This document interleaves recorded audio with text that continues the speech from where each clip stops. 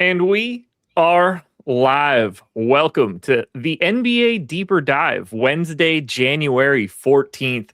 For the first time in a while, we get like a real true slate. It's spread out from 7 o'clock to late in the 10:30 window. We've got multiple lock times happening throughout it. But the DFS gods gave us just a turd of games. There is no Shai Gilgeous-Alexander. There's no Victor Wembanyama. There's no Nikola Jokic. The most expensive player on this slate is Jamal Murray. The three most expensive people on this slate are all individually point guards. It's a mess. We did get some news.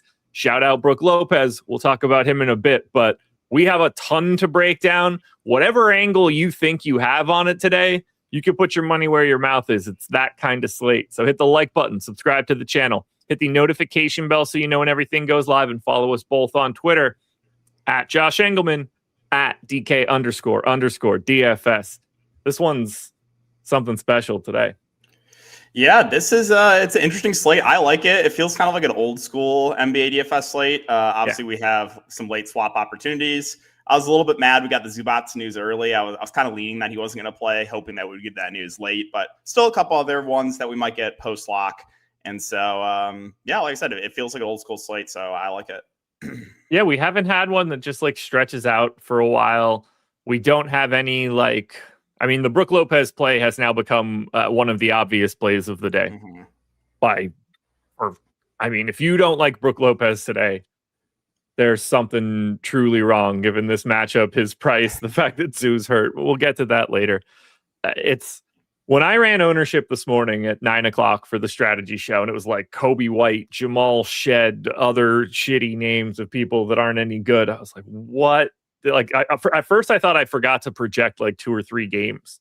Cause I was like, all the real people are missing. Who are all these dudes? No. That's exactly what we have in front of us for the rest of the day. So without further ado, folks, we're going to dive into this one and break it on down. So let me get this most recent injury report pulled up. We're going to start Toronto at the Indiana Pacers. Pacers are 1.5 point dogs, 221 total.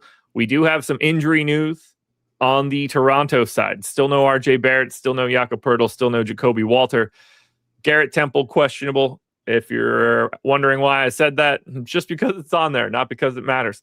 Emmanuel Quickley questionable. Sandro Mamukelashvili questionable. On the Pacers side, kind of just par for the course right now. Still no Benedict Mathurin. My lean as of right now is that we're not going to have Emmanuel Quickley, at least based on what I see in the betting markets, but that could change. It's also a 7 o'clock game. We're going to get it one way or the other. Mamu also interesting. We can have that conversation, but how are you feeling about this Toronto team with a little bit of up in the airness to it? Yeah, so again, 2 pieces of news that we are still waiting for Toronto, as you mentioned, Mamu and Quickley. Mamu, I think, is more 50-50. I couldn't really find anything shoot-around related, anything like that. Quickley was a midday ad with back spasms. So whenever they're like a midday ad, I always slightly lean out. As you mentioned, the market is kind of indicating right now that Quickley is going to sit. If you look at Jamal Shed props specifically, they're kind of hedged for that. This is the early game, so we will get this news either way before lock. Now with Jamal Shed, either way, I think he's a solid value if Quickley and Mamu both play. Right now, he's projecting for about 30% ownership. So he's not going to be a super high usage player, but really it's the ball handling role. So over the last couple of games, he started the last 2 games, averaging about 55 passes made and 18 potential assists per game. And so that just kind of raises his floor. And you don't really need a ton else from him. If you knock down a few shots, you can definitely pay off the salary. So I think Shed is a solid value either way. Obviously, I like him more if Quickley doesn't play. I think his minutes are more secure. I think if Quickley is out, I think Jamal Shed could push for like low to mid 30s minutes. You know, he's projecting about 30 minutes right now. I think you could definitely see a little bit more if there's no Quickley. And so, right now, solid overall value. Totally understand why he's getting the ownership. You have Scotty Barnes and Brandon Ingram both around 20% projected ownership. So these two obviously get a usage bump with RJ Barrett off the court, and they would see an increase in usage too if Quickley doesn't play. So last game, you had Quickley at about a 27% usage rate, Ingram about 29%, Barnes at about 25%. Again, if you take out Quickley, it's really going to be a lot of offense, a lot of usage for Barnes and Brandon Ingram. And they're both at reasonable price points right now. The one downside is this is an early game, and we do have some news still up in the air. The big one, obviously, I think is Jamal Murray, but you have some Q tags for Dallas. You have, a Q tag for Kawhi, but I think it's kind of a fake Q tag. But yeah, so those two, I think, are both solid plays at their respective price points. Outside of that, you are getting about 15% projected ownership to Colin Murray-Boyles. He's been playing really well, been starting, minutes been pretty secure for him. Don't have a super strong take. I think he's a fine last guy in for me. Outside of that, not much ownership. I do think, so it's interesting, Elijah Martin has seen an increase recently. He was the first guy off the bench last game. Now, didn't play a ton, but I do think he is someone that could be a candidate to start if Quickly doesn't play, and he is the flat min price. So just someone to keep an eye on. I don't think I would get to him if both Quickly and Mamu are in, but if they're both out, then I think we start considering a guy like him or maybe Agbaji or Battle, as gross as that sounds. I think you would probably see some Jonathan Mobo in their rotation too if there's no Mumuklashvili, just as another big there. But so that's where I'm at right now for Toronto. I think Shed probably the easiest to get to. And then I think Ingram and Barnes are both fair plays at around 20%. Okay, let's say Quickly happens to be out. What do you think the most likely replacement is in that lineup? Do you think that's Martin, Dick, Akbaji, or I guess AJ Lawson at this point? It's weird with Toronto. They're always a hard team to predict the starting lineup. I think right now my lean would be Elijah Martin, just because he's gotten positive coach speak last couple games. His minutes have ticked up. 2 games ago, Elijah Martin played the overtime, and he played about 30 minutes. And again, he was the first sub off the bench last game. But it could be, honestly, a lot of different guys if there's no Quickly. I don't think they would go big. I don't think you would get Mumuklashvili, assuming he plays and Quickly's out in the starting lineup. I think they would go to one of those wings, like Martin or Agbaji or Battle, someone like that. I mean, obviously, we'll get that news, so I'm not super stressed out about it. I got a boatload of Toronto, and I don't know what to do about that. I've got 40% of Jamal Shed. I've got 35% of CMB. I've got 30% of Barnes. I've got 25% of Ingram. And I like all of that. I think they're all in really nice spots. Obviously, I think this is going to change because I think Quickly is going to be out, but I'm very happy to get all of that Toronto. I'm also a bit apprehensive to get all of that Toronto, considering it's the first game that we're talking about, and this is an actual marathon slate tonight. But I mean, it's Indiana. They're not any good. I really do like the matchup. Toronto looks better because they are missing RJ Barrett and potentially Quickly, and continue down the line if you want to include Jakob Poeltl. So my expectation is that I'm going to have a decent chunk of Toronto. My only hope is that Quickly gets ruled out, the ownership of these guys come up, and I find some other angle that makes these guys come down slightly. That's my assumption of what's going to happen here, but I don't know. They look good. Yeah, I think honestly, I think if this wasn't the first game, I think the ownership would be a little bit higher. But I think just because we have some late news that we still need, that could definitely change the slate. I think that's kind of the reason why ownership is in check on some of these Toronto guys. Yeah, realistically, while I like Colin Murray-Boyles for today, he's probably the guy that I'm most apprehensive about the ownership, because for Shed, he's just going to be wildly underpriced for his role today. That one I can segment. Scotty Barnes and Brandon Ingram are just simply the best dudes on the team. So I'm never upset to get either one of those guys either, because they are the guys that could have legitimate breakaway scores that people can't get. CMB is the one where it's okay, there's probably a bunch of different versions of power forwards and centers that I can get over the next 6 games.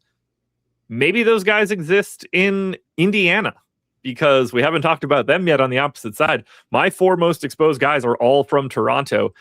Then we get to the most owned and only double-digit owned guy from the Pacers, 11% to J Huff. I've got a little bit of Jarris Walker right now as value. He's just fallen into preposterously large minutes over the last 2 games. I don't exactly feel great about that. That's certainly not a guy that I want to go into 7 o'clock lock with. The Huff one, I don't really trust either. If I'm going to get anybody, I'd like it to be Nembhard. But what do you want to do here on this Indiana side, considering we actually do have Toronto pieces that look good? Yeah, so I'll start with Jay Huff. So he moved back in the starting lineup last game. He played 28 minutes, played pretty well too. So I think he's going to get the start. The one downside with Jay Huff is just that like the minutes are not secure, even if he does start. They could still go a lot of different directions. They can, play small ball like we saw 2 games ago where they started Siakam at the 5. They have Mika Potter. They have Tony, like they have bodies they can go to. But Jay Huff, if playing well, is a guy that can very easily play, high 20s to around 30 minutes. Like last game, he played 28 minutes and we kind of saw that ceiling. So I do think he's in play. It is nice that he has power forward eligibility. We have some really good center plays today, so that makes it a little bit easier to get into your lineup. So all in all, I think he's fine, but just know with Jay Huff, I think there's a relatively wide range of outcomes for his minutes and fantasy points. Outside of that, you're not getting a ton of ownership to the Pacers, around 5% or so to the main guys, Siakam, Nembhard, and Nesmith. And I don't have any super strong takes there. Everything feels about right. The ball handling role has been really nice for Nembhard. There have been a couple blowouts, but over the last 5 games, averaging over 70 passes made, about 15 potential assists per game. The minutes on McConnell have been a little bit up and down. There's some games where you get like him playing a decent amount and overlapping, and there's some games where there's zero overlap at all. With him and Nembhard, obviously, if you're playing Nembhard, you don't really want the overlap with him and McConnell. So, yeah, any of those guys I think are fine last guys in at their ownership. I don't think I would get to anyone else. You mentioned Jarris Walker. I know the minutes have been up a little bit on him. I think it's fine, but I don't know if I want to lock in one of my value plays on the early game when we could get potentially better value in the later games. McConnell is around 2%. I think there's right now other guards in that range I think I'd rather get to. Like, I think I'd rather go to Malik Monk. Obviously, I think I'd rather have Jamal Shed. But you never know. Like, if McConnell plays really well, he could get extended, and maybe this is the game where you do get overlap. So I won't completely rule him out in a large field tournament, but it is tough to get to. Tough to feel great about it at 4,900. And then, I'm not going to get to anyone else. I know Johnny Furphy's been getting the starts, but kind of been spot starts, and he's not the best point per minute player. So don't really think it's necessary to go there. All right, I'm going to pull these guys up on the FanDuel side. Nice to have the same slate going on both sides. Again, makes it easier to talk about this. A lot less ownership coming into this game. Nope, that's just me not counting Toronto. I'm so stupid. Sometimes I need to just realize the thing that I'm saying is definitely dumb. I didn't do that. 40% ownership coming into Jamal Shed at 4,600. About 25 apiece to Barnes and Ingram. Currently just shy of 20 for Emmanuel Quickly, and then Andrew Nembhard just snuck up to the 10% mark. So mostly similar on FanDuel in comparison to what I said originally, which was just simply dumb. That's how I roll. Cavs Sixers. I found this whole game very interesting this morning. In particular, the fact that these Sixers are the favorites at home today. Cavs have all of their normal dudes in, save for Max Strus, who's whatever. Sixers, everybody's available. Now, Dean Wade out for Cleveland, but when I say normal dudes, I mean like stars. 235 total looks good. The problem here is that everybody is priced where they should be. 15% ownership coming into Joel Embiid right now. Every single other player in this game is sub 10%, but it's hard for me to not at least want to see guys like Donovan Mitchell, Tyrese Maxey, it's Evan Mobley in my lineups, but that is not how this slate is shaping up right now. What do you see here? Yeah, so I'll start at the Cleveland side. Not much ownership here. The highest projected owned guy right now is Mitchell, around 8%. I think him and Jared Allen are probably the only guys playable, in my opinion. So 9,400 is a fair price point for him. I think he's a totally fine GPP play. A guy that has shown that massive ceiling, even when this team is fully healthy. So no issue with that. And then Jared Allen, the minutes have ticked up on him recently. There is a large chunk of the season where he was hovering in like the 25 to 28 minute range. Over the last 5 games or so, he's been averaging over 30 minutes, which is good to see. You would think against Embiid that this is a game where as long as he avoids foul trouble, you could very easily see over 30 minutes from Jared Allen. So as a contrarian center play, I think he's at least in play. Mobley at 8,600, I think it's tough to make the argument for. Garland at 7,500, I think is overpriced. Merrill at 5,200, I think is overpriced. Hunter has been horrific off the bench. Tyson feels priced right. And we know Cleveland, they're probably still going to run a 9-man rotation, maybe even sneak in a 10th guy. We know they like to spread it out a bit. So, yeah, there's really not a ton there on the Cleveland side. On the Philadelphia side, you mentioned it's Joel Embiid around 15%. I think he's the easiest guy to get to, 9,300. Minutes have been pretty consistent in the low to mid 30s in competitive games. Did play 36 minutes last game, which was good to see. So always have interest in Joel Embiid, a guy that's really good fantasy point per minute, about 1.4 on the year. Outside of that, I think Maxey is fine for tournaments at around 5% ownership, 9,900. I don't think I'm going to get to Paul George. I know he's projecting for about 10% ownership, but I just don't think it's necessary on this slate. Played 29 minutes last game. Would like it if he was playing more in the mid 30s at this price point. So I think I'll pass on Paul George, and then like Edgecombe is priced up from when some of these guys were out. I know the minutes have been up on Oubre, but don't think it's necessary to go there. And then I'm not going to get to Dominic Barlow either. So basically just some interest in Embiid and Maxey on Philly, and then the Cleveland side again, I think it's a little bit of interest in Mitchell and Jared Allen. I wish. Okay, we were getting Embiid, George, Edgecombe, Oubre all remain probable. I wish the Raptors game looked a little bit more like this. I'm fascinated by this game on paper. I have essentially no part of it. 2 shares of Donovan Mitchell, 1 share apiece of Paul George, Jared Allen, and VJ Edgecombe. That could randomly be something else. I don't have any Embiid. I'd happily take some Embiid. To me, it's totally fine. But I just essentially don't have this one. This feels like a game that's going to overtime tonight. Like that is in my bones right now.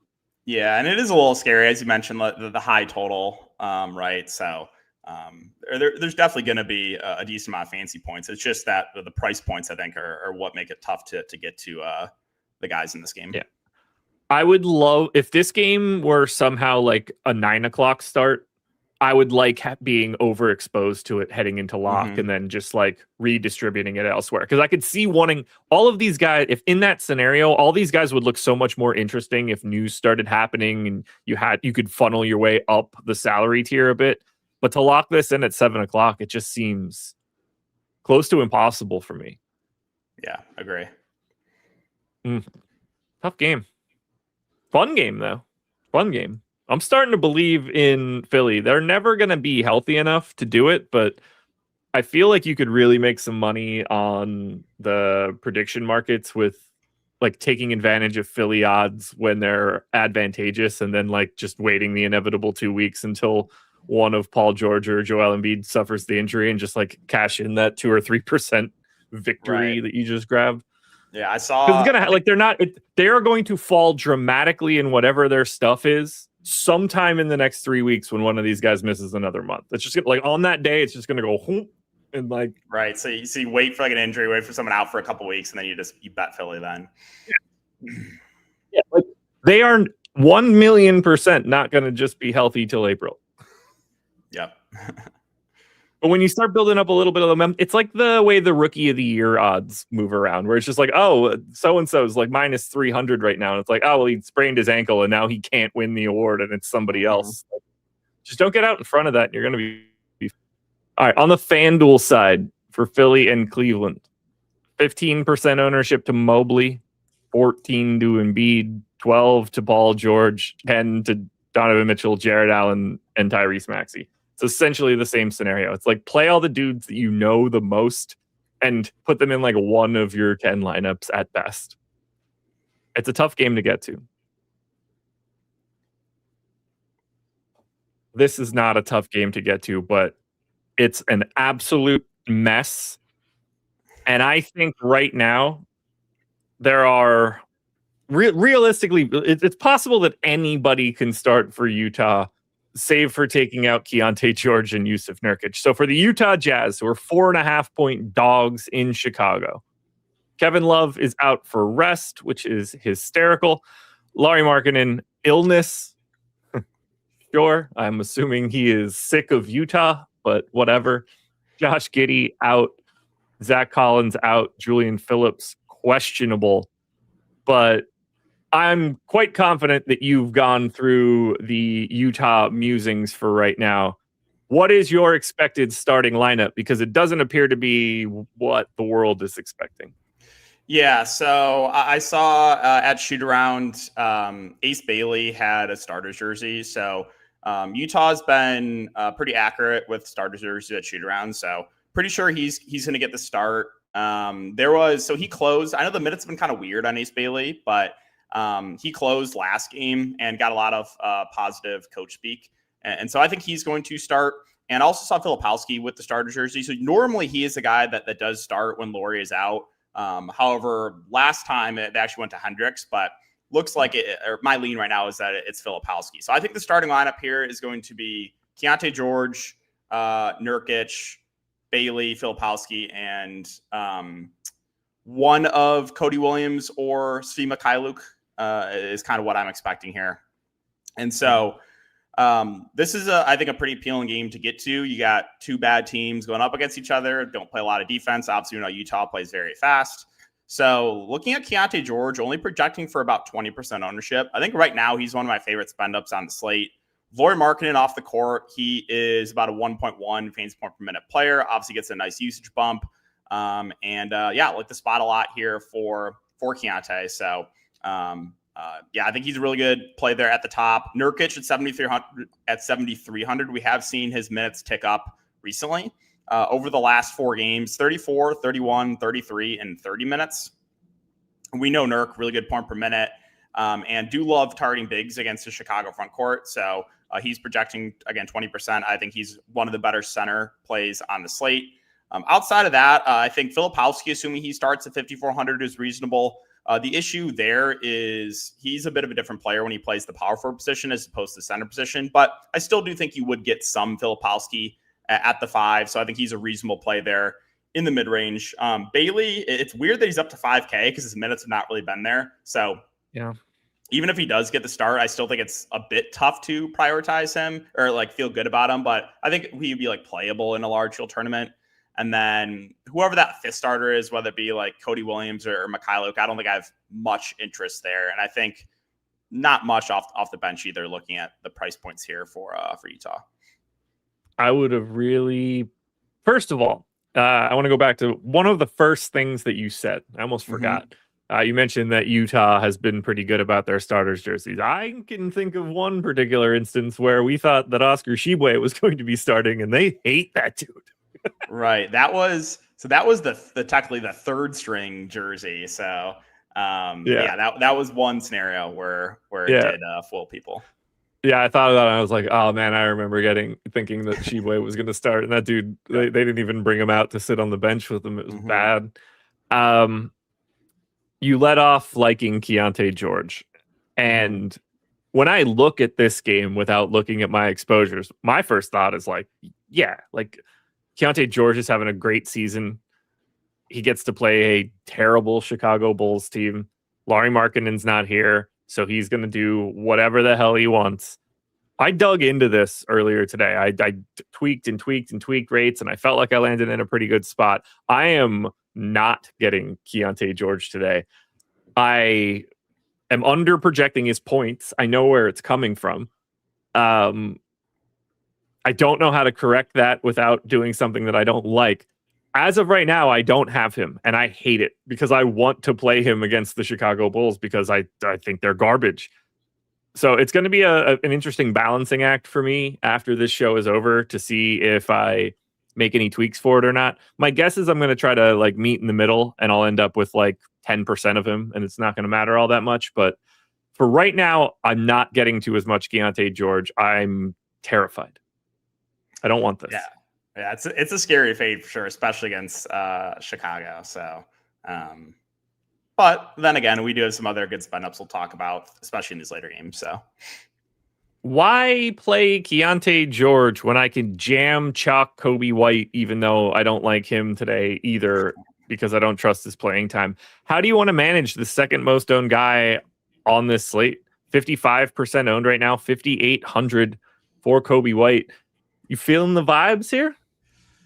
So it feels to me like he's going a little bit overowned, but he's got shooting guard eligibility, and I think that's a big reason why he is projecting for so much ownership. But yeah, to me, it does feel a little bit high. I think he's going to get the start here. So Last game with Kobe White resting, we saw Jalen Smith get the start. I don't think they go big again. I guess it's possible, but I'm pretty sure that they'll go back to Kobe White and they'll go Jones, White, Okoro, Buzelis, and Vooch. So assuming Kobe White starts, I think we're probably getting somewhere in that like 28 to 30 minute range. Obviously, good spot against Utah. We did see in his most recent game, he played 29 minutes. And so he projects as a good point per hour play here in the mid range. But yeah, the ownership does feel a bit high. Like I think it's interesting that he is about 55% and Trey Jones is about 10%. And again, I think it's just because the position, right? He's shooting guard and Trey Jones is point guard only. But that would be like an interesting pivot in tournaments. I think those two are relatively similar plays. The ball handling role has been insane for Trey Jones. Even with Kobe White playing a couple of games ago, Trey Jones still had like 16 potential assists. And so, I think he's an interesting pivot off of Kobe White at a similar price point. You're getting about 15% or so projected ownership to Kevin Huerter. Don't love that, but again, he does have shooting guard, small forward eligibility, so it is a little bit easier to get him into your lineup. Vooch is projecting for about 10%. So I like Vooch more if Jalen Smith does not start. If Jalen Smith starts, then I don't like Vooch as much because the rebounding numbers take a hit, obviously, when Jalen Smith starts. So if Smith comes out the bench, I like Vooch more there at around 10% ownership. I think he would be an interesting pivot off Nurkic at about 2x the ownership. I like Vooch for GPPs. The role's been really good. He played 37 minutes last game too. Buzelis at 6,600 is projecting for a little above 10% ownership. I think he's a fine last guy in. Probably will play around 30 minutes.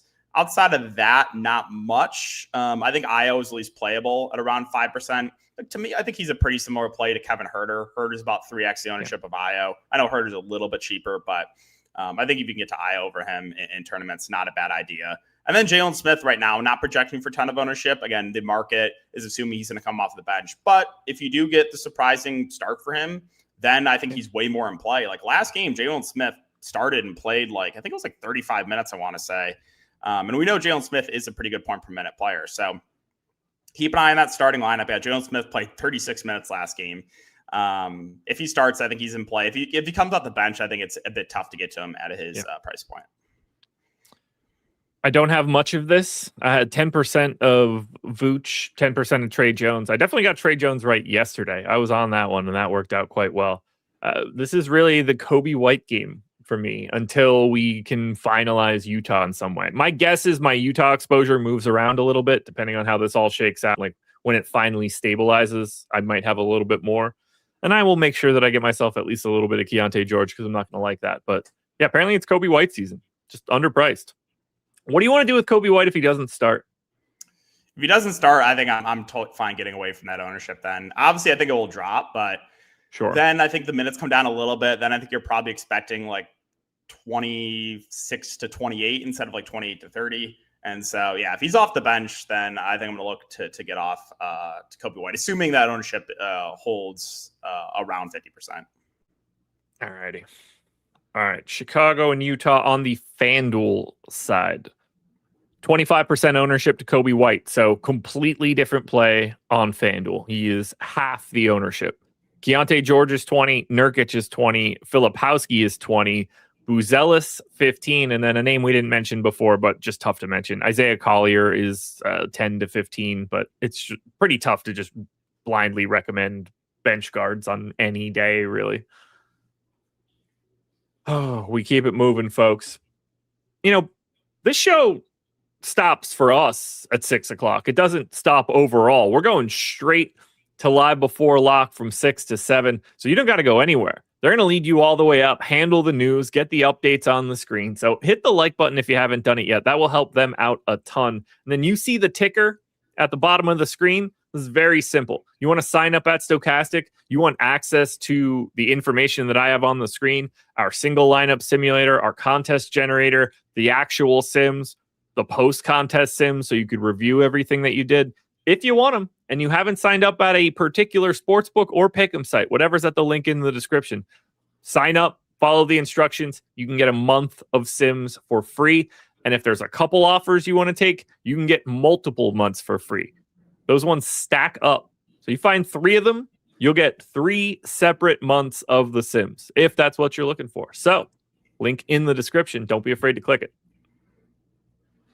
Next one up, just a real terrible basketball game. The Brooklyn Nets, the New Orleans Pelicans. This arena is going to be next level empty for this one. Nobody's going to this joint. And what's even more interesting is that nobody's playing this joint either, at least on the Pelicans side. There is no ownership here, 8% at max. On the Brooklyn side, it's 15-ish for Claxton and MPJ. I don't want to watch this. I don't really want to roster it. Are you seeing anything that we're missing? Yeah, I kind of like Claxton as a somewhat contrarian play, I guess, projecting for about 15%. So 6,100, obviously love targeting bigs against this Pelicans front court, and did deal with a little bit of foul trouble last game, played about 25 minutes, but probably would have been pushing for closer to 30, assuming no foul trouble. And yeah, so I think you could get around 30 minutes from here for Claxton. So like a spot for him. I think he's a good center play. Obviously, we do have a lot of good centers on the slate, which we already talked about, but I still think he's someone you can certainly mix in. Michael Porter Jr. Hey, I'm going to cut you off for a second. Yeah. Emmanuel quickly out. Mamu out. Okay. So Toronto becomes more interesting. Yeah. That's a lot more minutes. Keep your eyes peeled for live before lock a little bit later. Those updates will likely get in a bit. Those boys will break it down for you. Apologies to cut you off. That felt like a big one. Feel free to continue. That's big news. But yeah, so Michael Porter Jr. right now projecting for a little above 10% ownership. He's 8,900. There's not many spend ups on the slate. The highest price guy is Jamal Murray if he plays at 10K. And so, yeah, like Michael Porter Jr. in a good matchup, probably going to play close to 35 minutes in a competitive game. No issue with that. You do have Cam Thomas back in this one, so maybe the usage isn't as high for MPJ, but still, he'll be out there chucking. He's doing a lot. Good rebounder as well. So no issue getting to Michael Porter Jr. You're getting around 10% to Day'Ron Sharpe. To me, that feels a little bit high. I think that Claxton probably sees a couple extra minutes and then Sharpe loses a couple extra minutes. Obviously, those two should split the 48 center minutes. So not as high on Day'Ron Sharpe. But the one good thing with Sharpe is he's a really good point per minute player. And if you do get Claxton foul trouble again, then obviously he can have a pretty good game there. You're getting close to 10% projected ownership to Noah Clowney. I think I'm okay not having Clowney. I just don't love the salary. You'll get like random pop-off game from Clowney here and there, but he's usually someone I like to get to when they're a bit more shorthanded. So I think I'll pass there. And then, I'm not going to mess with Mann or anyone else here for Brooklyn. Cam Thomas is 5,900. I just don't think he's playing enough minutes yet to get to him. You're probably seeing low 20s minutes. Did play 24 minutes last game. So I guess it's possible he can put up a pretty good score in that time, but I think there's other guys in that mid-range that I'd probably rather get to. I bet his over points plus rebounds or something today, but other than that, don't have him in DFS. I got 25% of Michael Porter Jr. I think he's probably the standout option that you can get here, given the way the salary structure set up. Realistically, he probably looks even better now that the Toronto news happened. We'll just have more value to get to something at the top end. It's a matchup against the Pels, so I certainly don't give a shit about that. Herb Jones isn't playing, so their best defensive wing isn't there. I have 15% of Derek Queen, probably just the power forward center eligibility more than anything else. So 2xing him. 10% of Nick Claxton. I know you shouted him out before. I took a very close look at the way that I was handling the minutes between him and Sharpe, because it's a very interesting push-pull when you take one from Claxton and give it to Sharpe, and it's like, oh, that's too much. And then you take a little bit more and give it back, and it's like, ooh. It's kind of like Goldilocks and her soup. I don't know if that's the right one. Doesn't matter. Either way, I like Michael Porter Jr. We're on the same page. Let's check the FanDuel side. So that is Brooklyn and New Orleans. And this one is less owned on FanDuel than it is on DraftKings. 11% to Michael Porter Jr. Everybody else is 8 or below. The guys at 8, Trey Murphy, Zion Williamson. So not a lot going on, Brooklyn Pels, from the FanDuel perspective. Let's see, 5:38. Oh, we're cooking, man. We're moving at perfect time. Mm-hmm. Denver, Dallas, another game that I just really don't want to watch, but this one could get interesting. So Cam Johnson, Christian Brown, Joe Val, Jokic, all still out. Bruce Brown and Jamal Murray, both questionable. Aaron Gordon, probable. I didn't even think about projecting him in today. I just assumed there's no shot he's playing the back-to-back. Turns out playing the back-to-back. Spencer Jones, probable. Clearly, Anthony Davis not suiting up for Dallas in this one. Max Christie, doubtful. Dude does not miss a ton of time, so that really does throw a bit of a wrench in Dallas. PJ Washington, questionable. The trickle-down effects of that one are also quite significant. We got a lot left to deal with here. Currently, 17% ownership to Cooper Flagg, 15 to Aaron Gordon, 10 to PJ Washington, about 10 to Jamal Murray. This is also a game where everything can go tits up if all those Q tags end up going the other direction. What do you like here if we don't get news? Yeah, so I think this is the big game, obviously, for late swap to see what happens. But assuming that we don't get news and everyone is good to go here, I guess I'll start on the Denver side. I think Jamal Murray is really interesting, sub 10% owned. Played 37 minutes last game. And so I think, probably similar, maybe a little bit less, maybe about 35 minutes, but still, like, his ball handling role has been insane. The potential assist data wasn't up yesterday, but previous two games, he had 17 and 16 assists that he played. And obviously very high usage as well. He had about a 30% usage rate last game. And so I like Jamal Murray quite a bit if he does play. Aaron Gordon, 6,600. I assume he'll continue to start at the 5. I also had the same feeling as you. I didn't think he was going to play in a back-to-back, but looks like he is good to go. I think that ownership makes sense. I'm going to mention Peyton Watson, 7,700, feels overpriced to him, but he's been playing extremely well, playing huge minutes too. Played 39 minutes last game, had about a 25% usage rate. Also, potential assists are up there on Peyton Watson, so I think he's interesting for tournaments. I don't think I'm going to get to pick it, assuming Jamal Murray is in. So not a ton else there from Denver, but obviously things get interesting if the big one is Jamal Murray. Now, I kind of lean that he plays. Not super I think he's out. That, but what? I think he's out. You think he's out? Yeah, so the market is indicating that he's out. And that's what scares me, because the spread opened Denver -1.5. And it's currently Dallas -2.5. So that is kind of signaling that Jamal Murray might sit here. I have it as Denver by a half point with him in. Mm-hmm. Okay. Yeah, but PJ Washington also complicates matters here, at least a little bit on the opposite side too. Yeah. It's tricky, but it matters like a lot. Huge. Yeah. So I'll just quickly, if Jamal Murray does not play, then I think Jalen Pickett becomes a really good option here in the mid-range at 5,300. He would become the primary ball handler there for Denver. In the most recent game that Jamal Murray missed against Milwaukee, Jalen Pickett started, played 37 minutes. And so, I think he would be a pretty solid play at his salary. And then obviously you would get more usage to guys like Aaron Gordon and Peyton Watson. If Bruce Brown is out too, then you're probably getting big minutes for Tim Hardaway Jr. Don't think I would get to Spencer Jones either way, but you'd probably get like Hunter Tyson or Strother in their rotation if both those guys are out. And so, big news for Denver. Again, my lean, not looking at the betting line, is that he plays, but I'm not super confident. But looking at the line is kind of indicating that Jamal Murray's going to sit. Yeah, that one is going to be a very big talking point for the next hour and 15 minutes, whether that's something happening while we're live or hopefully, maybe something happens from 6 to 7 for live before lock. If it happens after lock, that is the perfect reason you guys should be signing up at Stochastic and using our late swap tool. It makes everything very, very easy to handle, because if you're not late swapping in these situations, you are telling everybody in the world you have no interest in trying to win. It's essential on a day like today. This is going to be an absolute mess. What do you like on the Dallas side? Because it's not like there's a ton of ownership coming in here for the Mavs.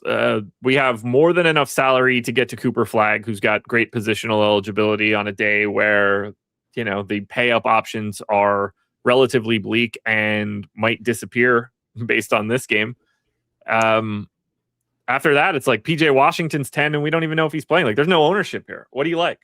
Right. Yeah. So I'll start with Cooper Flag. I like him. I think he's going a little bit under-owned right now at about 17% projected ownership. So had a really nice ball handling role last game, made 61 passes, and obviously solid usage as well, about a 25% usage rate last game. So yeah, I like Cooper Flag. I like the upside on him. He does have guard forward eligibility too, so a little bit easier to get into your lineup. Now, again, we have a couple Q tags here: Brandon Williams and PJ Washington.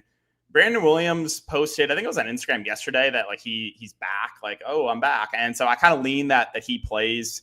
PJ Washington, I'm a little bit surprised he got the Q tag. There's comments a couple days ago from Jason Kidd that he was going to be out for like another week. And so my lean on that is that he sits, but obviously not a guarantee. And so if everyone is in here for Dallas, outside of Cooper Flag, I think they would all be like last guys in. Like PJ at 6,300, assuming no like strong limit, I think would be playable. Najee Marshall, I think would still be playable. Daniel Gafford at 5K, I think is fine at around 5%. The only concern there is Denver's been playing more small ball. And so just a little bit worried about his minutes if Dallas tries to match that, which they could very easily do with like Najee or PJ if he plays. And then we also have to keep an eye on the starting lineup for Dallas. Last game, they started Jaden Hardy. Now, I do think with Brandon Williams, and that was kind of out of nowhere, I do think with Brandon Williams most likely in, I think they go back to Ryan Nembhard and then bring Brandon Williams out the bench. That's kind of what we've been seeing from them for a good chunk of the season now. And so that's what I think happens. Don't think I would get to Nembhard, but Williams, if he plays, I think is someone you can for sure play at 4,800 in tournaments. They kind of, when both Nembhard and Brandon Williams are available, they usually go with whoever's playing better, kind of ride the hot hand. And so Brandon Williams in a scenario like that, like off the bench, could very easily see, close to 30 minutes. We've seen that multiple times. So he would be interesting for tournaments. But yeah, there's a lot of moving parts here with the Q tags and with the starting lineup for Dallas. Yeah, it is gonna get crazy here. This is the game where it's like, I don't want to have so much exposure to these early games because there may be chaos here, and I need to move some stuff around. This is one of the big linchpins that we have over the next hour and 15 minutes as we head towards lock. I'm going to pull this one up on the FanDuel side. Obviously, same caveats apply to this game. We need a lot of news to see what this ends up looking like. Same story, though, on FanDuel. Jamal Murray, 15. Klay Thompson, who I think is very sneaky today, if this all breaks correctly, just feels like a Klay made 8 threes type dude like day today. I'm just putting that out there. Got my eye on it. Peyton Watson's 15 on FanDuel. Gordon, PJ Washington, both 10. It's the same scenario on FanDuel and DraftKings. It's a lot of placeholder ownership and a lot of wait and see stuff. So we'll wait and see. I don't want to wait and see this game, but I am very intrigued by it. New York Knicks, Sacramento Kings. Kings are 11.5-point dogs here. Ariel Hukporty's questionable for the Knicks. That doesn't matter. For the Kings, Dennis Schroeder still suspended for trying to fight Luka Doncic because he called him a bitch and told him he should have took his Lakers contract when he had the chance. Domantas Sabonis out. Keegan Murray out. Daquan Plowden available. Did you pay close attention to the minutes for the Knicks their last time out? I'm assuming you're talking about the Karl-Anthony Towns minutes? No, just the minutes in general. Although Towns playing short minutes wasn't all that shocking. They played 7 dudes, real minutes. Jordan Clarkson played 13. Diawara played 3. No one else stepped foot on the floor. Any chance Mike Brown really tries to just beat the shit out of Sacramento here and grind these top 7 dudes into the dirt? I mean, I think it's definitely possible. They've already been running a pretty tight rotation. So I could see, them running a similar rotation again here in a revenge spot against his former team. So I think it's definitely possible. Looking at the Knicks, nothing crazy for ownership. I guess we'll start with Mitchell Robinson, whose minutes have been up.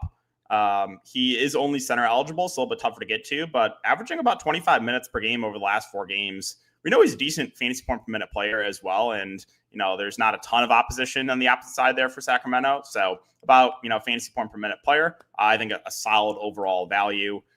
Josh Hart 7,100. So first game back, he played 31 minutes. I think he could play a little bit more. I think he's interesting at relatively low ownership, about 5%. And then Brunson and Cat, I think, are both playable as well. 9K Brunson, and then 8,700 there for Cat. So I think those guys are interesting as well. I think it's a little bit tougher to get to Bridges and OG. Those are usually guys I like to get to if like Josh Hart's out or they're a bit more shorthanded. McBride at 4,700 did play huge minutes last game. I think for me, there's other guys in that price range I'd rather get to, but he's at least somebody you can consider in large field tournaments. And then, nothing else here for me for New York. But I think this is an interesting team for tournaments because they're running a pretty tight rotation and because it's a good spot here against Sacramento. So I have 35% of Mitchell Robinson. Loved you going that direction. Love him for today at 4,100 against the Kings front court. Mm-hmm. Come on, man. This is insane. It's insane. Love it. He's going to have 10 rebounds in his sleep today.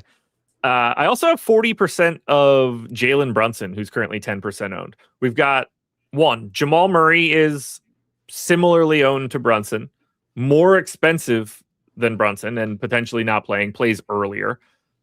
I mentioned earlier, the 3 most expensive players on this slate are all point guard only options.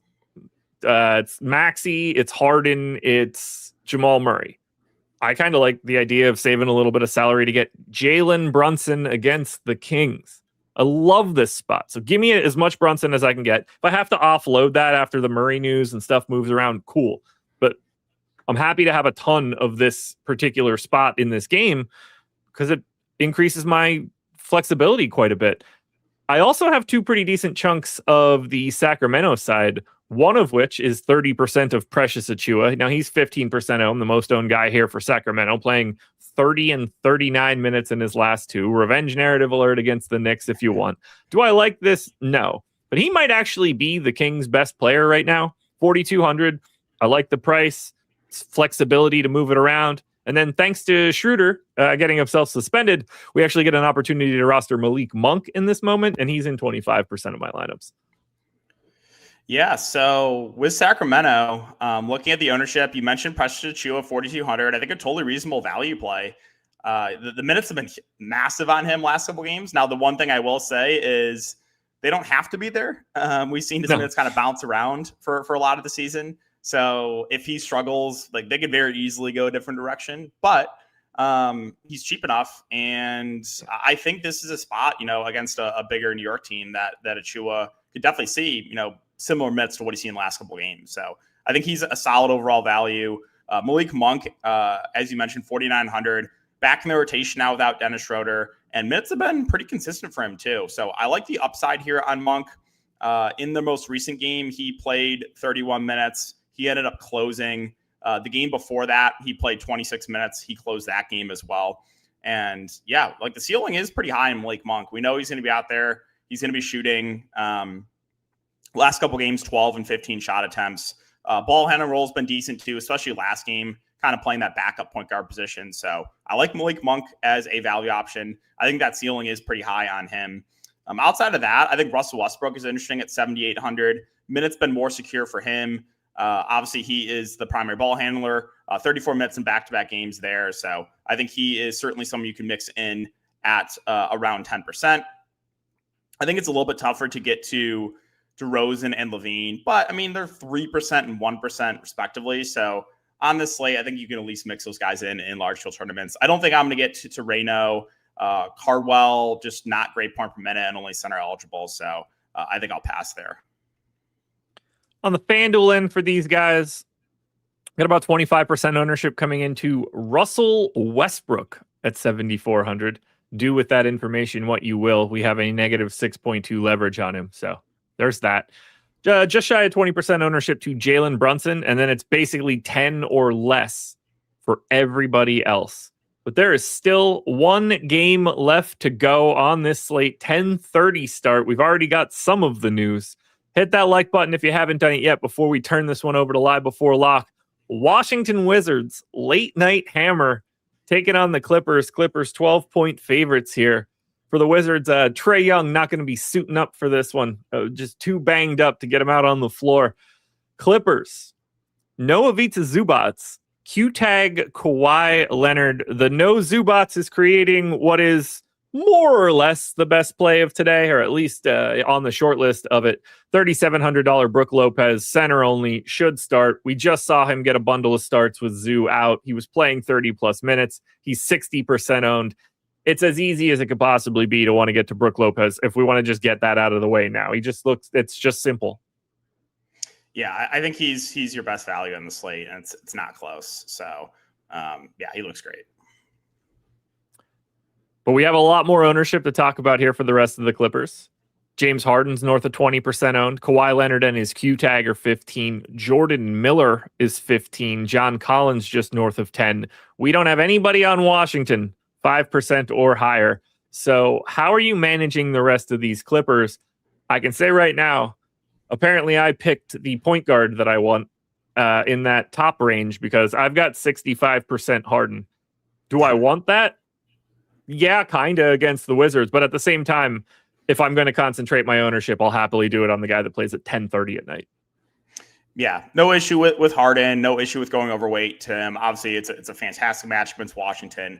I mean, outside chance, I guess Kawhi sits. The market's not buying it. They're still 11.5-point favorites. I don't buy it. We've seen him questionable now the last 3 or 4 games, and he's played. But you never know. Weirder things have happened. And if you do get like that late Kawhi rollout, obviously Harden is an absolute smash play. So yeah, he's good either way, but becomes probably your best bet up on the slate if Kawhi somehow sits. Kawhi himself at 9,200, projecting about 15% ownership. So there was a quote last game that he was still on about a 30-minute limit. He played 31 minutes last game. So I would just kind of want to keep an eye on that. If he plays, if there's no longer a limit on Kawhi, then I like the ceiling on him quite a bit because before that, he was a guy playing like pretty consistently 35-plus minutes in competitive games. So I want to keep an eye on that news there for the Clippers. You mentioned Jordan Miller. He's projecting about 15% ownership. Obviously not the best point per minute player, but he's been pretty consistently playing decent minutes, 27, 28, 27 minutes over the last 3 games, and 3,900, I think a reasonable value play. John Collins is 6,100. So I think that the most likely scenario is you don't get many minutes at all at the 5 for John Collins, but I think it's at least possible. For the most part, I think we're going to get Lopez and then YKN as the 2 centers there, but splitting the 48 minutes. But there's a chance that John Collins could play a little bit at the 5. And yeah, his rebounding numbers do tick up a bit when Zubats is off the court. Obviously, Brook Lopez not the same rebounder. And so John Collins at around 10% ownership, I think a fine play there in the mid-range. Outside of that, not much. YKN is projecting about 2% ownership. So if you do get like random Brook Lopez foul trouble, that's at least interesting leverage. He's not a bad point per minute player. And yeah, I think he'll play most of the non-Brook Lopez minutes. So he's at least interesting there for tournaments. And then on the Washington side, there's really no ownership coming to this team at all. I do think there's one guy that is interesting to me. That's Alex Sarr, 7,600, projecting about 2% ownership. So in the most recent game, he was pacing for about 32, 33 minutes. I do like the spot a little bit better for him now without Zubats. He'll be going up against Brook Lopez for the most part. So I do think Sarr is at least interesting there. Again, no limit on him. So if the game does stay competitive, I think you could see, 32, 33, maybe even 34 minutes. I have one single share of Bilal Coulibaly. That's the only thing I have for the Wizards. It's just, what a useless team today. Bringing, which is even more annoying than the Wizards. It's a hell of a slate. I will mention, we did get a projections update at 5:48. It does not appear that an ownership update hit after that. I would have liked to see what that impact was. Jamal Shed is now the second best value play behind Brook Lopez. Elijah Martin at the flat 3K shooting guard spot in 20.5 minutes is the 4th best point per dollar play we have. Yeah, that is definitely a little scary, but I think my guess is the most likely candidate to start. But yeah, I don't know what Toronto's going to do here. Like I said, it could be like three, 4 different guys that get that start. So keep an eye on that for sure. Well, the easiest thing for me to do is say this. DK, tell the people where to find you. Yeah, you guys can find me over on Tails, currently running a 40% off discount for the next couple of days. It's code DK2026. And yeah, that's any package, whether it be DFS or a prop. So if you guys are interested in that, you take advantage for any first-time users there. But yeah, DFS content, player prop content, so sportsbook stuff, prize picks, underdog. So all that is over on Tails. 40% off right now, fully tracked on Pickett. You don't have to do any guesswork, just constant wins. So don't sleep on it, folks. If you're going to get in, you want to check it out, never a better time to do so. Live before lock is here. It's 5:59 and change. Bring on the boys. Greg Ehrenberg, Eric Lindquist. It is time to break down whatever the hell this slate is today, because this one's a little different than what we've had as of late. Or don't join. I don't really give a shit. Whatever you guys want to do, man. There we go.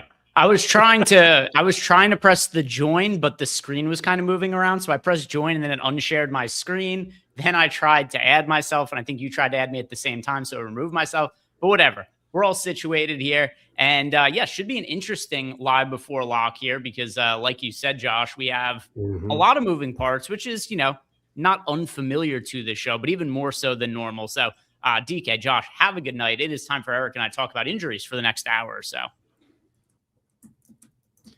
All right, Eric. Here we go. Let's go over the injury reports for today. It's an interesting one. Yep. First of all, I want to know from you, Jamal Murray's questionable again. Will he play today? Don't ask me that. 50-50. Just scar tissue that I wish you saw. Oh, God. So we've got Jamal Murray questionable, Kawhi Leonard questionable, PJ Washington is questionable, Brandon Williams is questionable, Bruce Brown is questionable, which would matter if Jamal Murray happens to get ruled out. Then you've also got nobody else is really all that. We got a handful of other guys who are questionable, but none of them are massively important to tonight's slate. So you have already decided here that you're not going to take any stand on Jamal Murray. Are there any other guys who are questionable you feel strongly will be in or out tonight? Feel pretty strongly Kawhi is going to be in. Okay. Feel pretty strongly Julian Phillips is going to be out. I know everybody cares about that, but that's irrelevant for the most part. I think we get Brandon Williams and PJ Washington back in, but that's just a guess. And Bruce Brown, knee inflammation, probably going to be out on the back-to-back. But again, do I want to guess anything with Denver? No, I don't. All right. So Eric is... sorry, what's that? Do you have anything? Do you have any strong leans on anybody? Kawhi being in is the thing I feel the best about. So Jamal Murray really should play. He was questionable with the illness yesterday and played through it. Why would he not play today unless they just want to rest him? Because it's the tail end of a back-to-back. But if they were going to rest him, why not rule him out by now? So I'm going to guess that Jamal Murray plays. Kawhi to me is more up in the air just because this is such an easily winnable game against the Wizards. You've got the Clippers as the biggest favorites of the night, 11.5 points.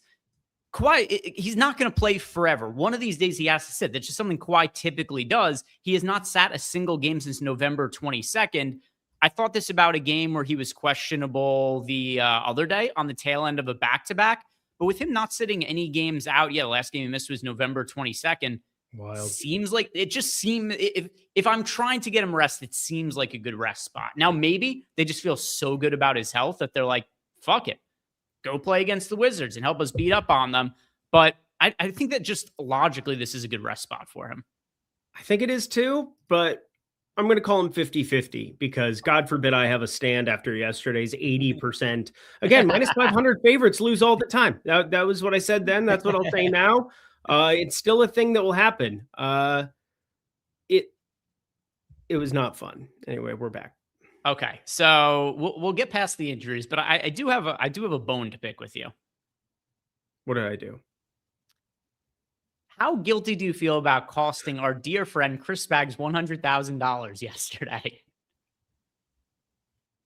What did I do? I was being nice. I was like, bro, you're probably reading your child to bed, little Luca getting a bedtime story, and he's sitting there in the number one hole, had the highest PMR left. I was like, oh, buddy, hopefully you're watching this. I got excited because I mean, there are a lot of ways that things were going to work out well for him. And then he immediately turned it around on me. I'm like, Jesus, I'm never texting you a nice thing ever again. What did I do? What did I do? What did you do by bringing it up here now? I didn't do anything. Well, I'll just say this. Before you texted him, he was winning $100,000. After you texted him, he was no longer winning $100,000. Seems like there's correlation there to me. Seems as though, yeah, correlated as in like, oh, he plays wells in afternoon games on Tuesday. Like, who gives a shit? Like, oh, I didn't do anything. Y'all can suck it. How about that? I didn't do anything wrong. I plead the fifth.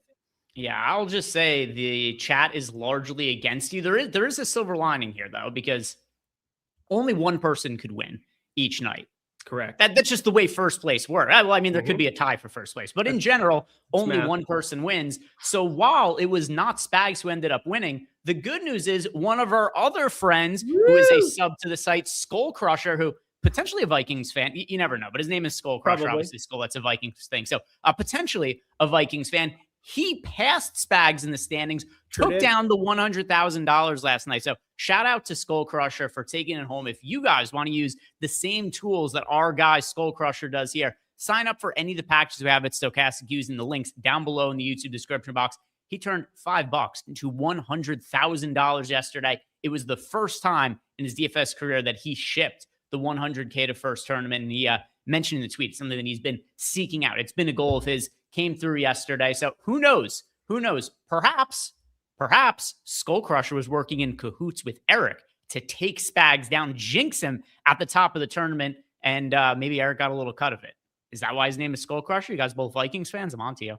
It's funny you use the word cahoots. I actually have a funny story about that word that occurred last year in a golf tournament where a guy literally withdrew because I got drawn with the best partner. And he's like, your guys are going to win by 10. And he withdrew from the tournament. And then we won the tournament by 10. It was great. Look at that. Cahoots, baby. Cahoots. Look at that. Well, shout out to Skull Crusher. Absolutely love to see you guys win. I love when we win also. Spags was close last night, but if it can't be one of us, always love to see it be one of you guys. So once again, shout out to our guy Skull Crusher, $100,000. Enjoy it. That is a sick win that he had last night. So we've laid the groundwork here, Eric, for some of the injuries that we have for the slate, and obviously some key ones as well. Is there anything you were planning to do to accommodate your lineups for the potential of these guys being out? Because Kawhi, last game on the slate, 10:30 p.m. Eastern time at home against the Wizards. So if he's ruled out, it could be hard for people to make swaps if they don't plan for this in advance. Yeah, so the thing I've been doing the most is I've been in the single lineup sim. I just was building some before this show, kind of working through each game, going game by game.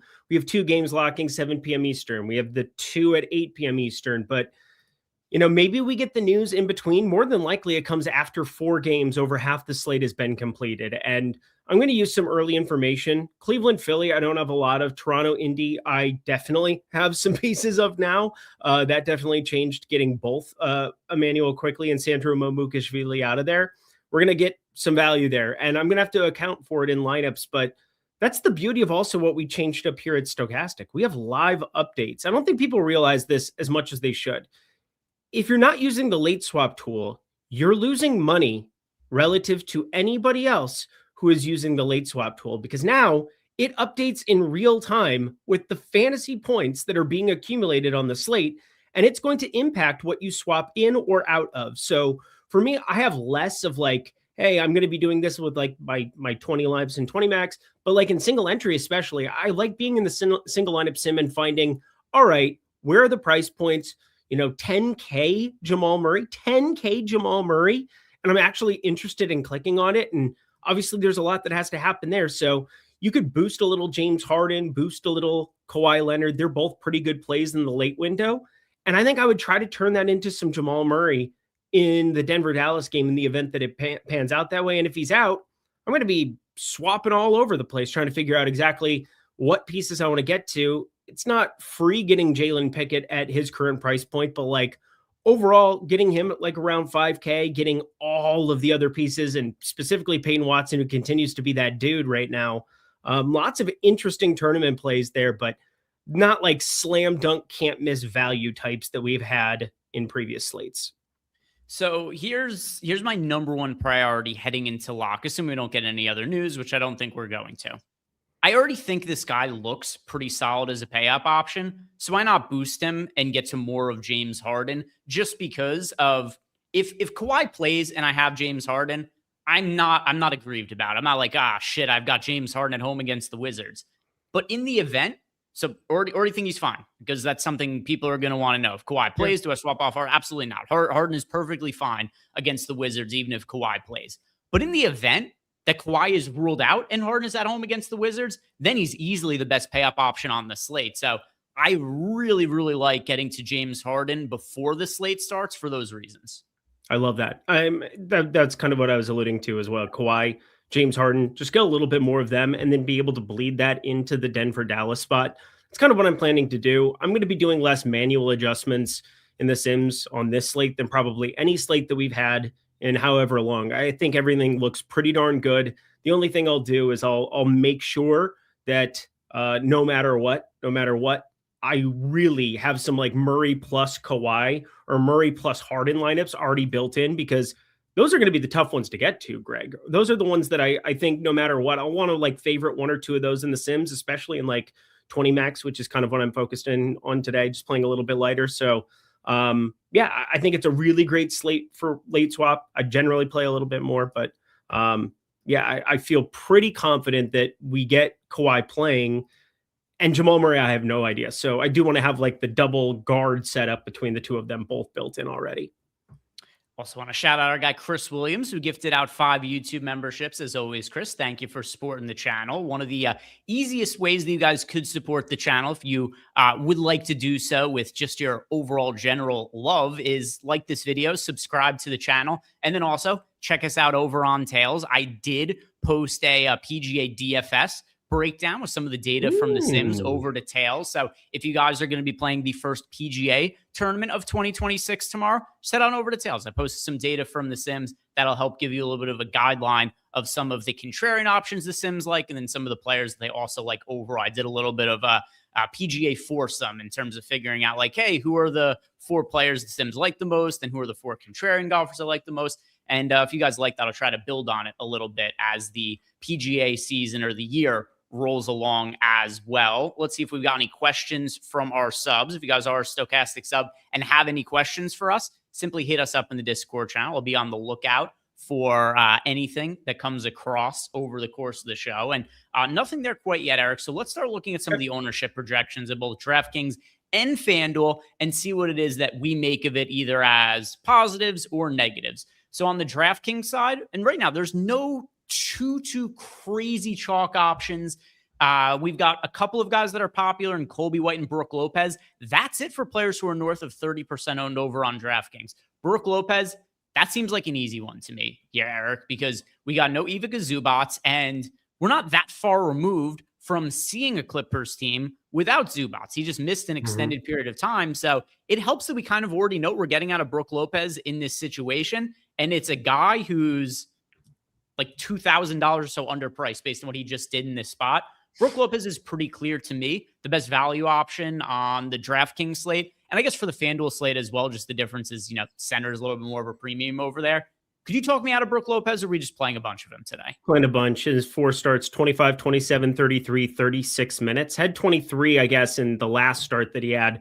But overall, Greg, that's just luscious. I mean, he's 3,700. He's 3,700 in this spot. Brook Lopez is just set up to absolutely smack souls at this kind of a price tag.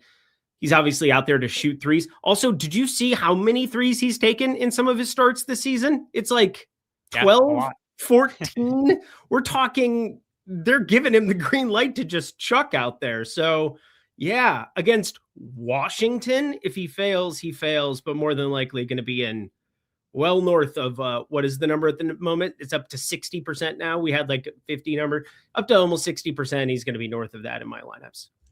Yeah, let's see. Looks like we just got an ownership update. So let's pull this back up on the screen and we'll check out the FanDuel ownership in a second here as well. But Jamal Shed has jumped Brook Lopez in the projected ownership. So Shed now 65% owned. Then we got Brook Lopez 59% owned. We've got Colby White at 46% owned, and Brandon Ingram is now at 42%.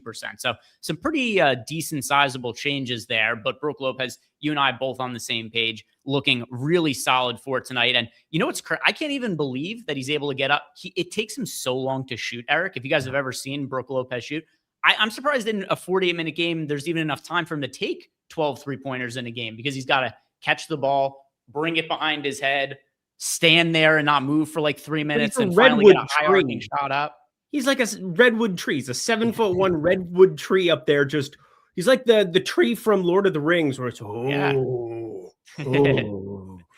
Yeah, what are the Lord of the Rings trees called? I don't know, but redwood, I should have stuck with that, because now my brain is imagining him like doing "We're the trees of the forest." That guy.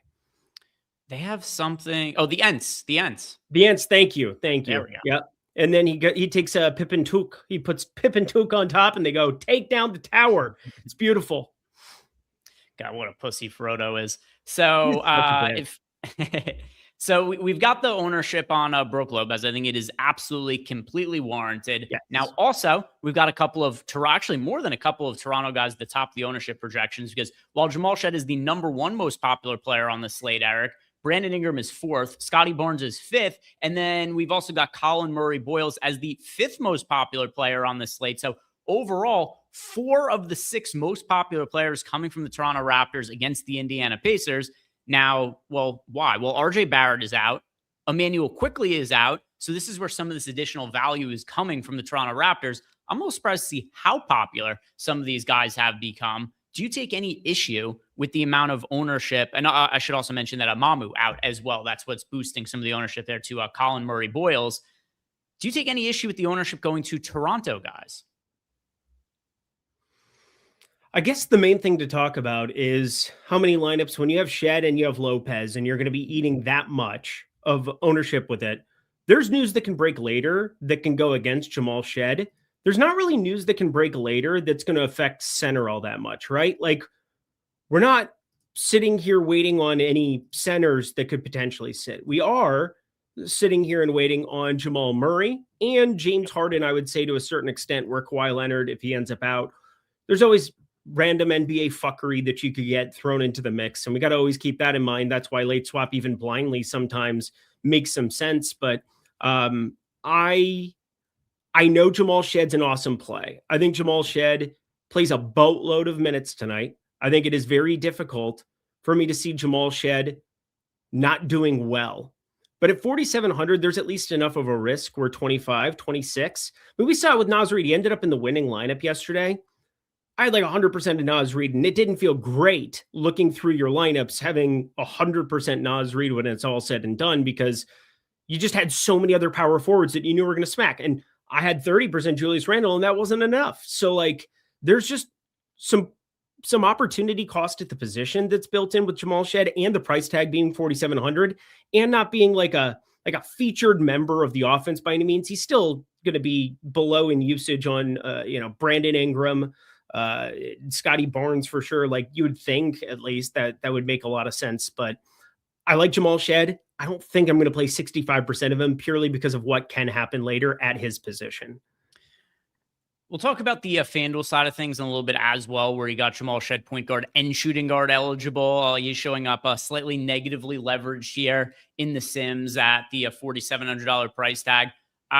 I'm okay getting about even with the field on Jamal Shed. It doesn't have to be, a crazy amount. When we talk about FanDuel in a second, he's showing up in just about everything from the over on FanDuel, but also a little bit different when he's point guard and shooting guard eligible over there. The one guy who gives me the most pause on the Raptors is Colin Murray-Boyles. While I know they are very short-handed in the front court, for a big man, he hasn't been all that great of a fantasy producer this year. Actually, do have him projected for under a fantasy point per minute. So he's the guy who I think I have the most pause about playing as a chalky option. I talked about him for a long time last night on Lindy's Leans Likes Locks, kind of built in some double-double. I knew I was going to click it just for a little bit of FOMO even. But the data does really bear out that he's a good play. Obviously, from a fantasy perspective, you don't have to think about it as much from, looking at like his double-double prices and try to figure out exactly what's appropriate there. A lot of push and pull as far as like what his minutes could be. They've gone to Scotty Barnes a lot at the 5 in some of these spots. In fact, they've just had him start over Colin Murray-Boyles. But the huge difference is when you get Sandro and Pirtle out of there, there's not a lot of places to go. And I do think if you think Colin Murray-Boyles fails, you best have a little Jonathan Mogbo in your life. He's 3,100. And if there's like foul trouble or, I guess it could just be Scotty Barnes slides over to the 5 and against Indy, if they go small, which they do all the time coming off of Jay Huff, they'll go to Harry Potter, they'll go to Tony Bradley, they'll go to whomever else. So like there's ways that they can do different configurations of lineups where it's not like massive 5s out there by any means, and Scotty Barnes will be just fine. But I think the most likely thing, if I'm going to be omitting Colin Murray-Boyles or potentially be lower on him, Jonathan Mogbo, he was a thing at times last year. We haven't really seen him walk into any minutes. Like 19 minutes, I think, is the high point for him all season long. There has to be a little bit of interest that you have in there. I would be sprinkling in a little bit if I'm going to be under the field on Colin Murray-Boyles and hope that it was just by way of like foul trouble and they just need to have a bigger body out there. So my concern is they close with the Scotty Barnes at center lineup and Grady Dick in the game.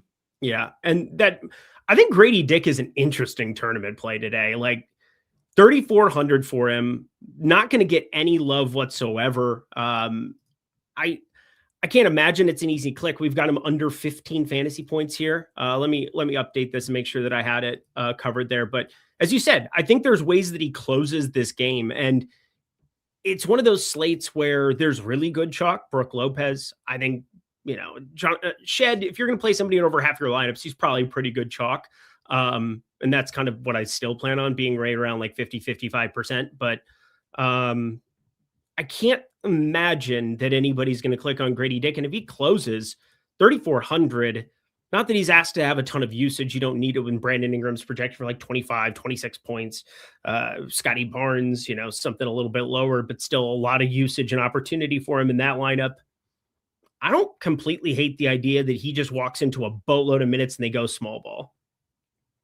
Yeah, I don't even necessarily think it's a boatload of minutes. It's just more so like why I have, and also it's not to say that Colin Murray-Boyles is unplayable. It's more so if I'm looking at all of the chalk options we have today, who gives me the most pause? And it's him just because I don't think they have to close with him. That's fair. And I mean, the battle thing too, I think a lot of there's some fragile projections in terms of like, it's like impossible to pinpoint exactly what Toronto's going to do when, have we had like Sandro and Pirtle out in many spots like all year long? It feels like Jamison Battle could walk into a lot more minutes. You could get Mogbo out there for more minutes. I don't know. I think Mogbo's the most interesting purely because of the position that he's at. And, there's a way that, if Toronto's getting just flummoxed on the boards, there's an opportunity for him to potentially walk into more minutes, but like kind of feels like everybody's projected for like that 18, 20 minute mark or, just short of that. Somebody's going to probably play well and walk into more minutes. The other guys are going to be completely useless. I guess it's probably not worth it trying to guess on a 7-game slate exactly what's going on with it, especially when there's other injury news that could potentially break, give us like better options. Like I'd rather punt with some of the random Denver guys on a back-to-back for like the cheap end rather than play Grady Dick in the first game, I suppose, but just wanted to talk through it. And then we've got Kobe White is the other piece of chalk over on FanDuel. Good matchup against the Jazz. I don't think he's going to play a massive amount of minutes or anything like that, but with the Bulls being shorthanded and the matchup against the Jazz, does make sense why Kobe White at his price point, $1,500 on DraftKings, is pulling the ownership he is. Now, if we move to the FanDuel side of things, here's what we've got for projected ownership. Jamal Shed, 77% owned. And I'll tell you what, Eric, my last run of Sims, he showed up in 100% of lineups for me. Even using 3 uniques, I got to 100% of Jamal Shed.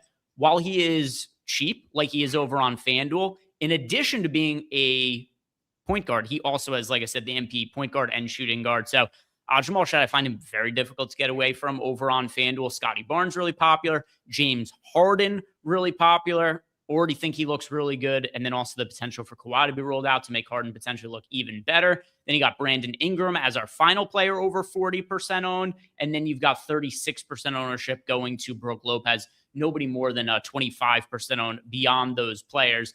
You mentioned the ownership on Jamal Shed, maybe giving you a little bit of pause over on DraftKings because you potentially didn't want to have a lot of point guard spots taken up right off the bat with, by the way, Kobe White limited to, 28 to 30 minutes. So pretty solid, which, by the way, yesterday, dirty, filthy liar, Glenn Rivers, what ends up happening? Giannis went over his minutes restriction yesterday, even though he didn't play the final 9 minutes of the game because of a blowout. So he was good. I think they were trying to do, to be fair, what I think it was that they were making a little bit of a run. They were like inside 18. Obviously, I'm a Timberwolves fan, so I was watching that game. They got inside 18, and then it got to 26, and they brought Giannis back in at the end of the third quarter just because it was like, all right, well, we want him to get his minutes still. We want him to keep building up, and so might as well put him in now. Hopefully, we make a run. I still don't think he would have stayed in that game to close unless it was like a 5.6 point game inside of like 2-3 minutes.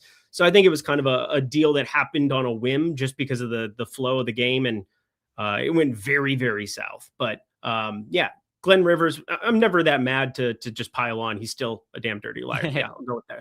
I'll go with it. Also, didn't even end up mattering for the slate because the game was such a blowout that Giannis didn't end up closing there. But there was a point in time where they started to come back. And I got so excited because you saw the game script happening where if they came back, Giannis was going to play a season high in minutes and people were going to be so outraged because if that happened, he was going to end up breaking the slate. But the game was just enough out of hand where he didn't check back in. I wanted so badly, Eric, for Giannis to play like 38 to 40 minutes and people to just be like, what was this quote? Because he played 20 minutes in the first half.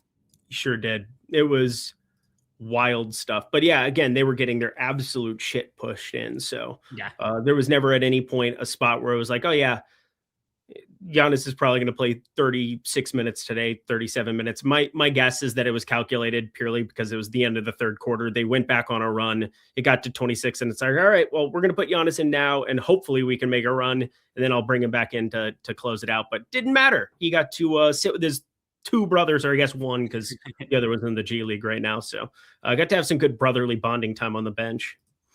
What do you make of Kobe White and his 28 to 30 minutes? We had him projected on the low end of that, 28.2. So maybe we get an extra minute out of White relative to where he's projected. Actually, I feel better about Kobe White knowing what his minutes are expected to be 28 to 30. Now, I was a little concerned that it might have been underneath that. Yeah, I feel better. I mean, we're still without Josh Giddey, and he kind of does a little bit of everything out there. You're obviously seeing Trey Jones walk into a bigger role as well. You're seeing the assist rate, maybe take a little bit of a ding there over the course of, the entire season. There's no doubt that Josh Giddey, he's been your primary driver of everything. Trey Jones comes off the bench. There's a little bit of stagger there, but without him there, playing alongside Trey Jones, you're still going to have Kobe White usage for days. Okoro, Bazelis, Vooch, it's still looking pretty darn good for Kobe White. Oh yeah, they're playing Utah, Greg. Utah. Yeah. We love when teams play Utah. Usually that goes pretty well at the guard position, or I guess every position. So that does it for the chalk. We've got some questions that have come in now. So let's look at those, beginning with a super chat here from Smoothie1. He wants to know, how important is Brook Lopez in a single entry? To me, very important. I would absolutely be playing him in single entry today. Yeah, I am playing single entry, and he is in my single entry lineup. So crisis avoided there.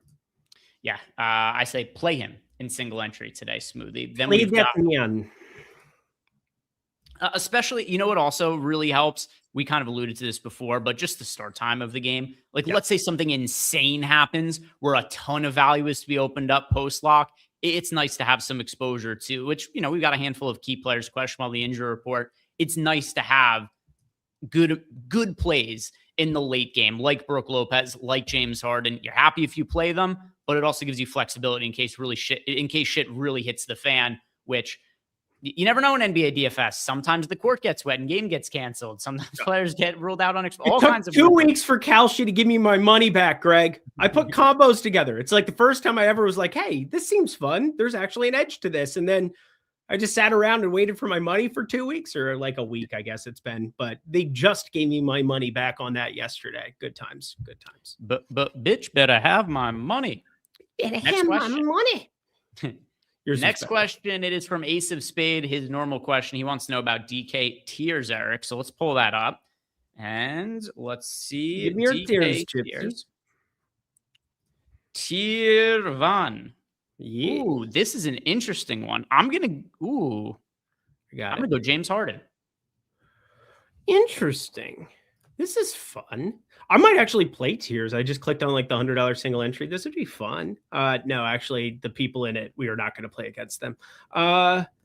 James Harden.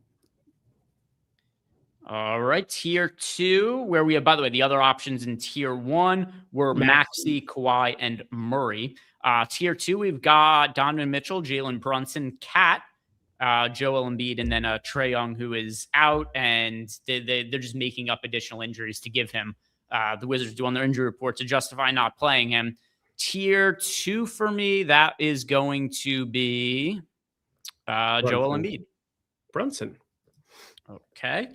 Tier 3, where we've got Michael Porter Jr., Scotty Barnes, Pascal Siakam, Evan Mobley, Zion Williamson. That'll be Scotty Barnes. Jalen Tyson starting over Sam Merrill for what it's worth. Back to the tiers here. Scotty Barnes. Yeah, by the way, we did not have Tyson projected to start. I know. So that will be something that has to update for us. What's the price point on Jalen Tyson today? Not somebody who I've thought about. 5K. 5K? I think he'll look okay. He was somebody who was in probably like no lineups before, who now will be in maybe like 10% lineups or something along those lines. I mean, isn't Sam Merrill played like pretty well, shot the ball pretty well? What are we doing? We're just going to mix it up against Philly for no reason whatsoever? I guess because you lost to Utah. I wouldn't say it's for no reason. They have sucked lately, the Cavs. Yeah, and they DeAndre Hunter's DeAndre Hunter wants to get out. Like, I'm sure you do, but also I'm sure they'd like to get out from you too, sir. I think that goes both ways. That goes hand in hand. Sam Merrill made everything that I watched against Dante DiVincenzo and my Timberwolves in that morning game the other day. So maybe that's just fresh on my mind, but little surprised to see Tyson mix in. I guess losing to Utah might inspire change, I guess. So there you go. Tier 4, that is going to be Keontae George for me with Mark in and out. Yeah, Keontae George by a lot. Tier 5, another easy one. That's going to be Brandon Ingram with Quickly and Barrett out. Yep. And now finally, tier 6, where we've got Bridges, George, Queen, Anunoby, Allen, Levine, and Buzelis. All right, let's see. What do we think about 37 minutes for Buzelis against Houston last time out? There's not a world where we do that again, is there? He's young. He's short-handed. Fine, I'll go to the cellar. I can't remember the last time I was going through tiers, and I'm like, I'll take the guy at the very bottom, Buzelis. But I guess here, I'll beat you to the joke chat. Yeah, Eric would like a bottom. There you go. Derek Queen for me in tier 6. Cool. And the next question, no more super chats, but I think there was some in Discord. So let's make sure we get to those. So we're caught up on our Discord questions. JEW says, I just realized why I haven't binked yet this year. I've been forgetting to like the YouTube video, but today I remembered. Yeah, that is key to your guys' luck. If you want good juju, you got to like the video, subscribe to the channel. For double good luck, you download the Tails app and leave us a 5-star review. Here's the rumor, Eric. This has been not quite FDA approved, but there's been some research that's been ongoing about it. Supposedly, people who download the Tails app, give it a 5-star review, and also like and subscribe to the YouTube channel, 6.6% of the time they win more GPPs. Just saying. 6.66666666666. Something to think about. So yeah, JW, luck should be in your favor now that you remember to like the YouTube video. And then he says, favorite DK single entry picks, and then also wants to know any love for John Collins. John Collins, yeah, I like Collins today. If you do want to get off of Brook Lopez, I think John Collins is the guy you would play in a lineup instead of Brook Lopez. Like, by the way, they're both fine together, but specifically, if you wanted to fade Brook Lopez, I think John Collins should be in that lineup. Just fine with that. And then overall favorite DraftKings single entry plays for today. So James Harden for me, that's definitely going to be one. Brook Lopez another. Jamal Shed, Kobe White. Now that we know that he's going to be playing 28 to 30 minutes. Anybody else you'd add is a really strong single entry option? Oh, nuke of the night, nuke of the night, nuke of the night, nuke of the night. All right, so let's. You know what? We're about halfway through the show. I don't see any reason we can't do it right now.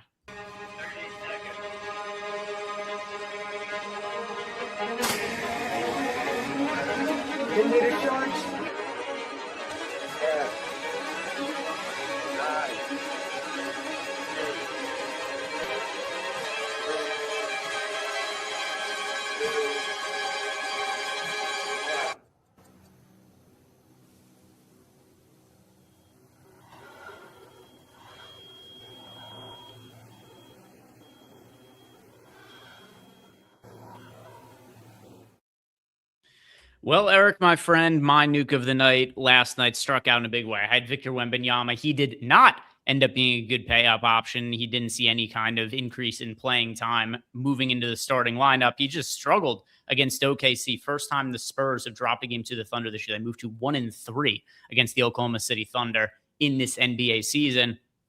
I got to redeem myself today, but first I want to know from your side, which direction are you going in with your nuke of the night? Yeah, we're going to a point guard / shooting guard, but obviously we'll probably be playing more at the shooting guard spot than anything else. And I thought about Malik Monk. I think that he's somebody that you probably want to build in a little bit of, but I will say he played Inferno well against Houston. And while it's still plausible that he gets up to like 25, 26 minutes, it's more on the unlikely side for me. And, you know, the ownership isn't exactly there either. But I doubt he's somebody who's out there where they get blown out or get their doors knocked off and he's out there. So he'd have to play well no matter what. And obviously we're trying to win a GPP, so I don't hate it. But let's go to that earlier game. Let's go to the Denver-Dallas game. And one thing I've kind of been attuned to all season long has been Jason Kidd is an insane person. And Jason Kidd has been doing this Ryan Nembhard deal. And I like Ryan Nembhard. I've enjoyed watching Ryan Nembhard play. He goes out there, he creates a lot for teammates. He is very small, but he is somebody that has been a pretty functional NBA player. But behind him is Brandon Williams today. And Brandon Williams has a Q tag. And one thing that you can very easily do in the Sims is build out Malik Monk 4,900 and get yourself to Brandon Williams 4,800 in the event that he plays. So it's backloading the lineup a little bit further just by putting Monk in as a placeholder. But the nuke of the night is Brandon Williams should he play. He is such a fantastic fantasy producer. The usage is out of control. Now second on this team. It was second behind Anthony Davis. Now you technically have the highest usage on the team this season. That's an insane fact for Brandon Williams, who hasn't even shot it particularly well this year. Nuke of the night. So I am going to go with a big husky fella who's been wildly inconsistent this year, but the upside is pretty clear when it comes to him. That's going to be Derek Queen, who, as long as he ends up getting minutes, he typically produces very well for DFS standpoint. Overall for the year, 26 minutes per game, averaging 32 fantasy points. You just see some of these games where he doesn't show up on the defensive end of the game and he plays like sub 20 minutes. The good news is we've seen less of those as of late. About a month ago, they were happening pretty regularly. But the last few games now for Derek Queen, 29, 28, and 35 minutes. And one of those games, he also produced a triple-double, one of the younger players in recent memory to have a triple-double. Washington will do that. Yeah, Washington will absolutely do that. But I find the recent playing time for him to be pretty encouraging. And then also knowing how good of a fantasy producer he is, on top of the fact the Pelican season is going absolutely nowhere, why not just try to play Derek Queen as many minutes as possible? Not pulling all that much ownership either. We're about to get some updates to our data because we had the starting lineup a little bit different than expected for the Toronto Raptors. We'll go over that in a second. But on the last projection run, Derek Queen only pulling 7% ownership. So pretty easy guy to get overweight to the field to. I like the matchup against the Nets, and there's obvious upside. It's just, will he be able to stay on the court? And this is a matchup against the Nets where I do think he should be able to be closer to the 30 minutes than the 20 minutes that we see out of him sometimes. Love, love, love, double love, all of the things opposite of the Grinch, who's double hate. But he was my nuke of the night yesterday. Derek Queen he was fine. One of the more flaccid nuke of the nights I've had. I'm looking for a full out boner on these things, and boy, I didn't get it. But Derek Queen, he looked fine. I was just kind of concerned by the back-to-back, and sure enough, competitive game. He only played 29 minutes. And so I'm just hoping that he gets off to a good start. We get another competitive game, because even in 30-32, he's one of those guys that can put up, triple double like numbers and out there creating a lot. And I've been impressed playing alongside Zion at times here now, where he's kind of been and how he's performed. But yesterday was a little frustrating. Raptors starting lineup: Shed, Ingram, Barnes, Murray, Boyles, and Battle entering the starting lineup. We were projecting it to be Agbaji who's going to start, but they're going with a bigger starting line with Battle. This is a very, very big starting unit, Eric. Battle, Ingram, Barnes, Murray, Boyles, gigantic team out there. So I have to assume this means we're just going to see Toronto lean more into the bigger lineups as opposed to the small ball lineups that contain Scotty Barnes. So this makes me like Murray Boyles more. As far as Battle goes, he's cheap enough to where he'll show up in some lineups, but he's not a good enough fantasy producer to be like some sort of, smash play. Like, let's see, what do we have him projected? Yeah, our per minute projection for him is only 0.74 fantasy points per minute. We previously had him in for 17 minutes and 12.5 fantasy points. So, even if we put him up to 30 minutes in our current per minute projection, 30 minutes from him, you're getting to like 18, 19 fantasy points. So in play, but don't think he's like some 100% can't miss value option either. Yeah, it's frustrating because on DraftKings, his 3-point shooting, he's one of the better 3-point shooters in his 2 years.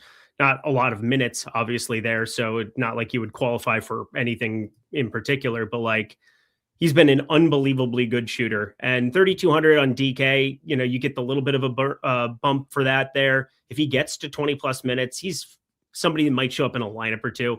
FanDuel is where it's frustrating, because it's like, if he plays 20 plus minutes, you could just walk into some stocks. He is the flat min at small forward. That's going to be an interesting one. I'm very curious where our data is going to have him land in that regard, because I think I'm more interested in playing him in my couple of lineups over on FanDuel rather than on DK. But, 3,200, there's 20 plus minutes, 24 minutes. It's really going to depend on if he gets 2-3 clean looks, to knock down from 3, if he becomes somewhat relevant, but more than likely just a few lineup guy in 150 or maybe like 1 in 20 max. I can't imagine prioritizing him.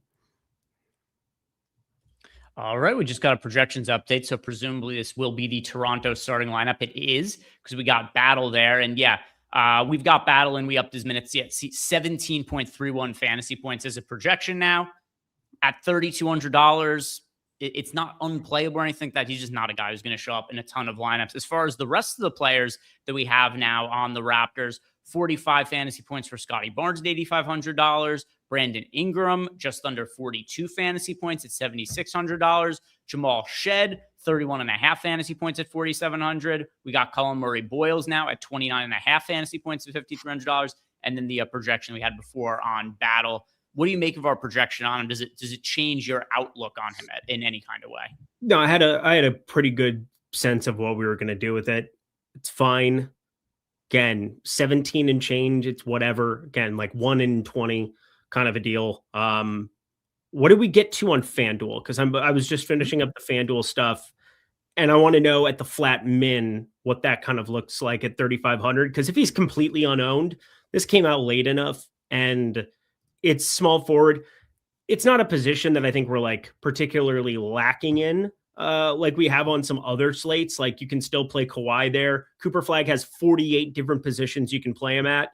Scotty Barnes is small forward eligible. So Peyton Watson, 7,700. But 3,500 does a lot for you. So yeah, just wanted to look at it. Yeah, the problem is he projects pretty poorly. 16 fantasy points at 3,500. He is basically unowned over on FanDuel. So probably right. if you were just looking for a contrarian option, sure, you could do worse than a 0.37% owned Jamison Battle. But yeah, he doesn't project well enough to where I think he's going to show up in very many lineups over on FanDuel. Yuck. Yeah. Good talk. Glad we had it. All right, let's see what else we have for questions. We've got our guy Towley here. You're a Towel joining late top overall and value plays on FanDuel by position. Yeah, so I am just about to rerun everything, although I don't think it's going to change the top options for us. But all right, so we want top overall and top value plays by position. All right, let's do our favorite spend up option, or at least more expensive option each position, and then a spend down option. And there's probably going to be a little bit of overlap here, but point guard, pay up pretty clearly James Harden, pay down Jamal Shed for me. It's going to be the same at shooting guard also. It's the same thing. Yep, pretty obvious. Small forward. All right, so small forward, power forward, your top spend ups are Scotty Barnes and Brandon Ingram. Pay down options, I'm going to say Jordan Miller at small forward, one of the only players in the history of FanDuel to have not MPE. Because like you said, they've invented positions to give to Cooper Flagg. Sure. He's available like 7 of the 5 available positions over on FanDuel. Pay down option at power forward, I will go with John Collins. Power forward? We're power forward. Small forward, power forward. The pay ups, I went with Barnes and Ingram. And then the pay down options, I went Jordan Miller and John Collins. Yeah, Barnes, Ingram, and then, I'll go Jordan Miller with you there. And then power forward, God, there's a part of me that wants to say, Kawhi against Washington, 9,800, not really getting any love right now. That looks pretty fun to me. I'll go a little different. I'll go spend up Kawhi. Okay. Spend down Jalen Smith if we count it at 5,200. Sure. Yeah, he could count. Center, I don't know if you feel this way on FanDuel at center. Just don't pay up at the position. I don't think it's a very good position to pay up for with somebody. Like Colin Murray Boyles at center. That's what I'm doing a lot. 5,800 Colin Murray Boyles, power forward center. I'm playing him at the center spot a ton. Yeah, Brook Lopez for me is my favorite center value. The worst 2 center slates I can remember in forever. Yesterday and today, they're just brutality. Yeah, there was no, but we've got Brook Lopez is such a good value play. I don't think it's. Oh yeah, that's true. Yeah, like I don't think it's that bad, but it's also we're having a couple slates in a row where the top value isn't all at center. There aren't as many said, but still, Brook Lopez. He's by far the best center guy. So there is that, but yeah, I'm playing some lineups that don't have him there with Colin Murray Boyles, so not 100% like I have on DK. Our guy Miami Mike throwing in his nukes of the night. He's going with John Collins and Cat. I like Collins. Cat, not quite as much. Yeah. Getting too much of Karl Anthony Towns tonight? Nope, like virtually none. So congratulations to him on a 65 ball. Yeah, he's been inconsistent with a little bit of upside this year. Certainly do like John Collins though. So I'm on the page, same page as you there, Miami Mike. We've got Holden Caulfield saying 9-way chop on the Warriors and Blazers DK showdown last night. I like the videos every time. That's why I won. Didn't listen to advice any. I don't know whether that's a backhanded compliment or just. Oh, it's obviously trying to be mean, right? Any Nurkic exposure for tonight? He is asking us. So for tonight, it is worth noting that there is no Lauri Markkanen for the Utah Jazz. We've got Nurkic coming back from injury. Is he somebody that you're interested in for today? I'm over on FanDuel. I have him in a quarter of lineups there. I'm playing just a handful over there, but I'm over on him. I'm about at the field on Brook and then playing some Colin Murray Boyles, as I kind of talked about. Those were kind of the ones I was sorting as we were talking there. But Brook Lopez, not as necessary on FanDuel. And I think that's where it's kind of more fascinating to me. On DK, not really getting to him a lot. Let's see what we have next. We've got Pierre wants to know Brandon Williams, a nuke on FanDuel, $5,400 than John Collins or Murray Boyles. I like Collins and Boyles. I'll lean towards Boyles over Collins. No, I'm going to go Collins over Murray Boyles. It's tough for me. I do like both. Ideally both. Ideally both. And for FanDuel, who did he bring up? He brought up Brandon Williams. Not as Nuki as a sub 5K on DK. Very, very different. Yeah, wouldn't call him a nuke for today. Would not. I like Malik Monk more for less over on FanDuel. We're at 14. Greg Tails, you said Ratty. I mean, right? I could have certainly made a typo. I'd have to go back and look. Certainly possible, but yeah, almost certainly that's referring to Aaron Rye. Let me go back and see. Yep. Yeah, that was Aaron Rye, and I included an extra letter in there. But yes, it is Aaron Rye. I'll actually edit that right now so that what is an idiot. correct. What a loser. Can't edit it because it's been too far past the point. But anyway, thank you for the heads up, Olrat. That is a typo by me. And then who wins the golf tournament? I'm kind of inclined to say the chalk with Russell Henley. But I don't know if you have any off the board pick, Eric. Not off the board. I like Hideki. I bet him top Japanese player plus 125 over on DraftKings. That was really, really nice. We have a new guy over on Tails, PGA expert. Trade. I will find it's tagged in my last tweet that I had because I really like the read. Always nice when you see new experts jump in there and they have a really sharp take on something. I didn't recognize anybody but one of the other Japanese players in the field. That bodes well for a guy with really good course history who's won that tournament, won that event before. So I like Hideki. Off the board, I do like Aaron Rye a little bit further down the list, but way off the board, Seamus Power. I'm going to be playing a lot of him in DFS 7100. He traditionally is a much better player than we've seen here over the course of the last year and a half. And Seamus Power, the Irishman, gets it done at plus 140. I think I saw at one point, plus 110 right now. What were the odds you got on Hideki? Hideki plus 125 posted it. Nice. Yeah. What's he at now? I don't know. I was asking. It was just a you should join it. Yeah, I literally have it pinned. Or not, it's pinned on Tails. On X, I posted it, showed the bet slip, threw everything out there, just $50 on it to win 112. Love Hideki to be the top Japanese player. I thought it was a really sharp angle.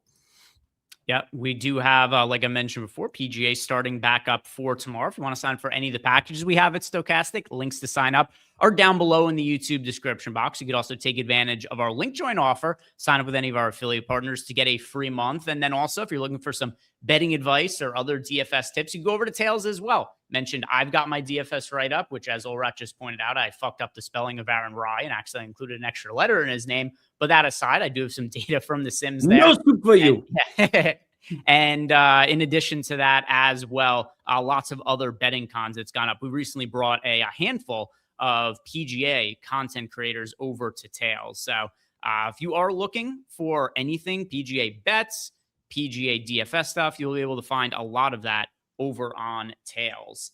Let's see what we've got next. Mastermind Magruder, best player at each position, but no Toronto for single entry. All right. So we have to give our favorite DraftKings plays at each position, Eric, but it is not allowed to include any Toronto Raptors players. So I'll go James Harden at point guard.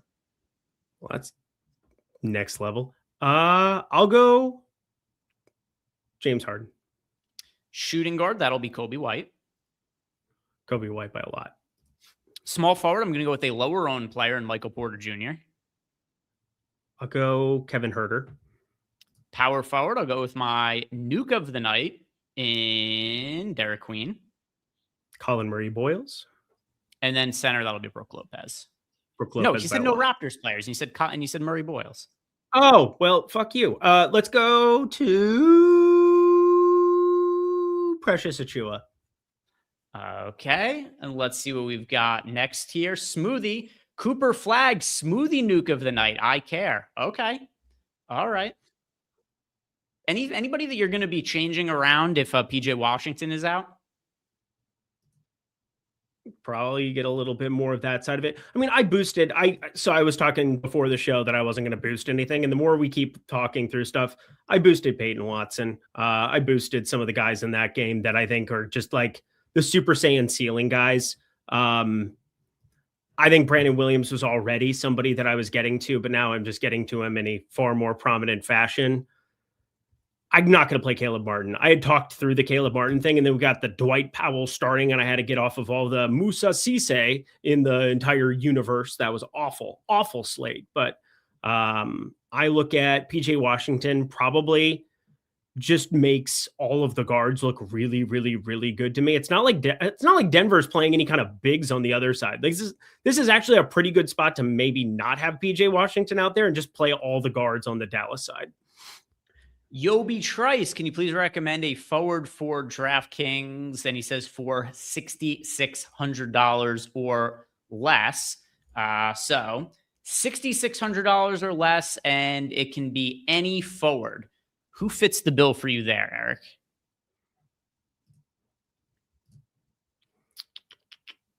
Aaron Gordon, first guy, 6,600. Any forward. Let's go with. It's going to be Gordon for me. Yeah, Aaron Gordon. That's the correct answer. Yeah. Unfortunately, Derek Queen, a few $100s more expensive to be my answer there. We've got from our guy Ankle Breaker wants to know best Nuggets player if Jamal Murray sits. Aaron Gordon, Peyton Watson, and Pickett. Yep, those are the three. I want a little Tim Hardaway Jr. Revenge in his heart. Tim Hardaway Jr. Underutilized the Dallas Mavericks. Tim Hardaway Jr. I actually do want to play a tiny bit of him. Okay. Getting one final Sims run in. We did get a projections and ownership update about 7 minutes ago. So might as well run it one more time before lock. Don't think anything will change too much, but might get a couple of guys move a few percentage points in exposure here or there, and no issue with optimizing that. So now going into Discord to see what else we have here. We've got Einstein wants to know any interest in Kyle Filipowski for us tonight, Eric. Yeah. No Lauri Markkanen. So very sensible. He's been so bad, and it doesn't matter because it's Chicago on the other side. It just doesn't matter. Yeah. I like Filipowski quite a bit, especially over on FanDuel. He's in about half my lineup. So, really? Fool. Okay. He is not in anything remotely close to that. Down with him and his Mormon cult wife. Let's see if there's anything else surprising that showed up in lineups for me. Nah, not really. But yeah, good chunk of Kyle Filipowski for me. We've got The Light wants to know how much Brook Lopez for today. I have Brook Lopez in 2/3 of my FanDuel lineups. Did ask specifically about FanDuel. I've got 2/3 of my lineups with Brook Lopez. Brook Lopez, 4 kids, and I got to take all of that ass to showbiz. It's good. Do you have an answer? Brook Lopez. No, he asked how much exposure to Brook Lopez. 100%. Like I've won 100% Brook Lopez on DraftKings. Okay. He asked for FanDuel though. 22%. Okay. There we go. M Grizzly, how much Kawhi and Harden am I getting to heading into lock? 70% of Harden, and I have 17% of Kawhi. I have way more of both. You have way more than 70% of Harden? Yeah. How is that even possible? How can you have that much more than 70? Because I have 90. 20% more of a guy who is at 70 is 90, and that's a lot, Greg. All right. That's how math works. It's a stand. Westbrook. I'm not going to end up with 90%. I'm going to either have Jamal Murray or I'm not. So we've got our guy. Win wants to know Westbrook or Nembhard for FanDuel. Westbrook or Nembhard. That's Westbrook for me. Yep. Also need to amend this. All the things that I have to amend in my lineup. 75% Jamal Shed. So whatever is what it is. Then we've got JEW. Small forward seems meh tonight. Who are your favorite small forwards to roster, Eric? Favorite is probably a terrible word considering Kevin Huerter is the guy I have the most of at 30%. But Cooper Flagg, Peyton Watson, Kawhi Leonard, Michael Porter Jr., Tim Hardaway Jr. That's kind of the guys. Let's see. Did you end up with any Jalen Tyson? I feel like we talked about him when he started, and then I have 0% of him. Did I end up with any of Jalen Tyson? I have 13%, which is about what I was expecting. Like nothing crazy. I have 0 at the moment. I should probably get some. JW wants to know favorite small forwards. All right. So favorite, yeah. So some, I mean, it's mostly going to be contrarian guys, just kind of the nature of the position there. Michael Porter Jr., he's not pulling all that much ownership. Jordan Miller, somebody who okay as a punt option, and then potentially if Kawhi was to be rolled out, then he would look a lot better. So Michael Porter Jr., Jordan Miller, a couple ones for me in addition to getting some Kawhi before the slate starts. Einstein wants to know, is Keyshawn George somebody that we are getting to? I don't remember George showing up in lineups for me. God, he's projected for a lot of fantasy points too. I like the ceiling. It's really hard to get to for me right now. We still have an hour after this, so I'm not that worried about it, but I totally get it if you want to go that direction. He's the guy projecting for the most minutes by far, 240 total, best on the slate. Like, life looks pretty good with Keyshawn George there. Yeah, I don't have any of them, so I can't in good faith recommend him. Maybe if players get ruled out from the Clipper side of the Wizards, then maybe I end up just like swapping on some more of them, but not for right now. A couple more super chats here. Mastermind Magruder, Boyles and Gordon, or Nurkic and Achua? Boyles and Gordon. Yeah. And then we've got Mr. Hill, Delaware. Guys, if Washington is out, Marshall or Thompson? Marshall for me. Marshall. Yeah. Marshall's presumably the guy who I would end up getting the most of from the Mavericks in the event that PJ Washington is out. Same. I assume that would be the case anyway. Same. And all right, that has all of the super chats answered. One more time, guys, if you haven't done it, like the video, subscribe to the YouTube channel. The show is ending in just about 30 seconds here. Keep an eye on the news. This is going to be news that probably we don't get any time soon, but obviously Kawhi Leonard still questionable play today. Jamal Murray questionable, and PJ Washington questionable, as well as Brandon Williams. So Brandon Williams and PJ Washington are out, then you're starting to get some more value open up on the Dallas Mavericks there. Eric, any final thoughts for the audience before we sign off here in a few seconds? Yeah. Late swap. It's important. We tend to talk about it on this show because it tends to be important. And when you have the late swap tool updating in real time for you, use the power of the Sims. Do not sit there and try to like hand click a couple here. Let it ride for you. Let it ride. Let it do its job. Let's go win some money. And I will not see you tomorrow, actually. Greg, going to be manning the ship without me. So best of luck to everybody.